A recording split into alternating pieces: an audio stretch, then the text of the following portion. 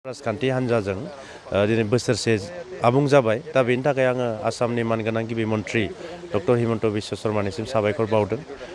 लोगोसे बिटिआरनि गाहाय मावफुं सोद्रोमा प्रमद बर' सार बिथांनिसिम साबायखर बावदों आरो डेपुटि चिफ जोंना गबिन्द बसुमतारी बिथांनिसिमबो साबायखर बावबाय आरो गासैबो आसामबासि लोगोसे बिटिआरनि साफ्रोमबो सुबुंनिसिम बोसोरसे मोजाङै सरकार खुंफुंनायाव हेफाजाब होलांनो थाखाय साबायखर बावदों।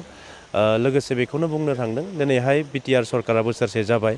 दा बे बोसोरसेनि गेजेराव जोङो कभिडनि माखासे सिटुवेसनाव गोग्लैदोंब्लाबो जों दिनै सरकारा गावनि माखासे थांखिनि गेजेरजों मावफुंलांनो हादों।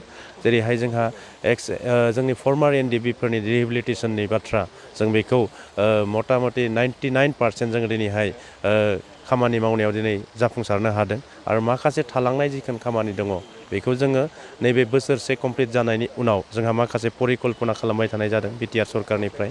दा बे परिकल्पना हिसाबै समस्त बिटिआरनि साफ्रोमबो सुबुंफोरनि जौगानायनि थाखाय, सोलोंथाइनि थाखाय आरो लोगोसे जायफोर जोंहा बेकारनि जेंना दङ बे बेकारनि जेंनाफोरखौ फोजोबस्रांनो थाखाय माखासे हाबाफारि लाबाय थानाय जादों आरो बे हिसाबै सरकारा दिनै मोजाङै खामानि मावनो थाखाय थिरांथा लादों।